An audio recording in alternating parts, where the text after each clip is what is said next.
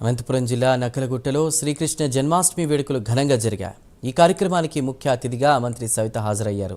ప్రతి ఒక్కరూ భగవద్గీత చదవాలని, సీఎం చంద్రబాబు సైతం భగవద్గీత చదువుతారని అన్నారు.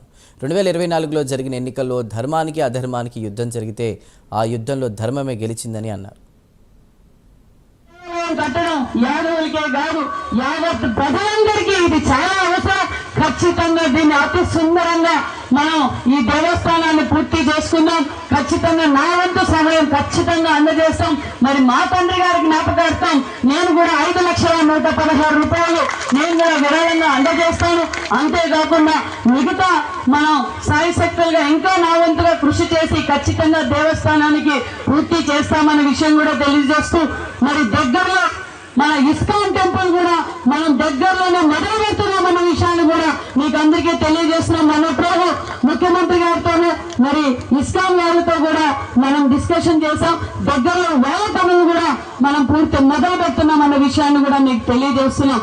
మరి ఇది ఒక మంచి ప్రభుత్వం అని చెప్పడానికి ఇది ఒక నిదర్శనం. మన శ్రీకృష్ణుడు ఏ విధంగా అయితే సూక్తులు చెప్పారో ఆ సూక్తులు పరిపాలిస్తున్న రాష్ట్రం ఈ ఎన్డీఏ కూటమి మనము